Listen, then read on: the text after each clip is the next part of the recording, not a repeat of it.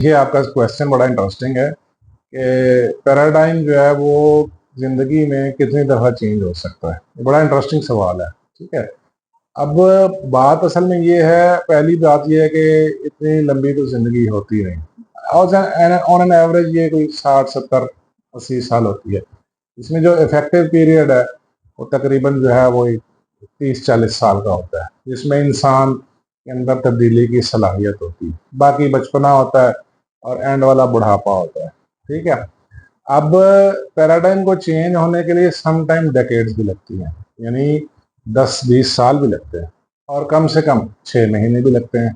ठीक है, ये सारा कुछ डिपेंड करता है कि आपके बिलीफ कैसे हैं और आप तब्दीली को किस शिद्दत से चाह रहे हैं। अगर आप तब्दीली को निहायत शिद्दत से चाह रहे हैं तो पॉसिबल है कि आपका पैराडाइम जल्दी चेंज हो जाए। सबसे पहले पैराडाइम को समझिए कि पैराडाइम एक्चुअली है क्या। पैराडाइम आपकी मेंटल कंडीशनिंग है, आपके बिलीफ्स के बेस के ऊपर। फिर इसमें परसेप्शंस और एक्सपीरियंसेस और एक्सपेक्टेशंस भी आ जाती हैं। ठीक है, तो अगेन ये इन जनरल कंक्लूजन ये है कि पैराडाइम बेसिकली आपकी मेंटल कंडीशनिंग है। ठीक है, बिलीफ्स की बुनियाद पे।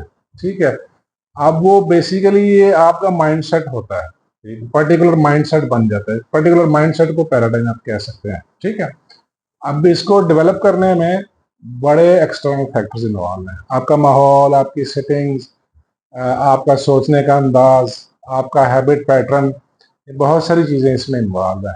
इसलिए इसमें कुछ कह देना कि सर्टेन टाइम लगेगा या पर्टिकुलर मेंशन कर देना ये बड़ा मुश्किल है। ठीक है, और ये हर किसी के लिए डिफरेंट है, हर इंडिविजुअल के लिए डिफरेंट है। जो हर इंडिविजुअल का डिफरेंट माइंडसेट है, सोचने का अंदाज है, उसकी सोच में कंटिन्यूटी कितनी है। कुछ अरसे बाद हो सकता है सोचना छोड़ दे, कुछ अरसे बाद हो सकता है उसमें तब्दीली की जो ख्वाहिश है वही ख़त्म हो जाए। देखिए, इंसान ने ना सर्कमस्टेंसेस के हिसाब से चलना होता है। ठीक है, ये डिपेंड करता है। अगेन बेस लाइन जो है, आप तब्दीली को कितनी शिद्दत से चाह रहे हैं, ये है। तब्दीली को जितनी शिद्दत से चाहेंगे उतनी जल्दी ये पैराडाइम चेंज हो जाएगी, माइंड की कंडीशनिंग वैसी हो जाएगी।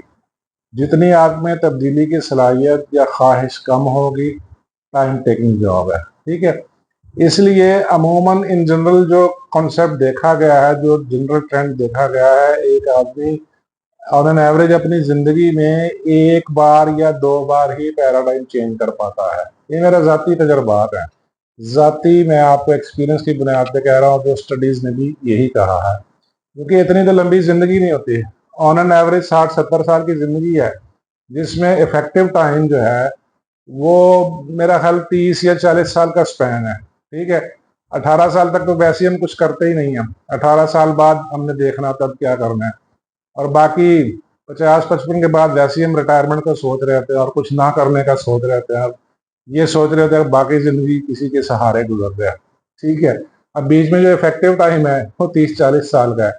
अब 30 40 साल में कितनी ख्वाहिशात को आप शिद्दत से चाहेंगे। ठीक है, तो ये नॉर्मली ऑन एन एवरेज जो रिसर्च हुई है, जो मेरा ज़ाती एक्सपीरियंस है, वो ये कहता है कि आपकी माइंड की कंडीशनिंग और जो पैराडाइम की डेवलपमेंट और पैराडाइम शिफ्ट है, ये अमूमन मैक्सिमम 1 से 2 बार हो सकता है, इससे ज़्यादा नहीं हो सकता। रीजंस मैंने आपको बता दी हैं। ठीक है, हाँ ये पॉसिबल है कि ये कई दफ़ा चेंज हो सकता है, लेकिन बात फिर वो ये, इतना तो ज़िंदगी में टाइम नहीं होता, इतना तो किसी में पोटेंशियल नहीं होता। ठीक है, ये है, चेंज काफ़ी दफ़ा हो सकता है, लेकिन बात ये है कि मगर इसमें पड़ती है मेहनत ज़्यादा।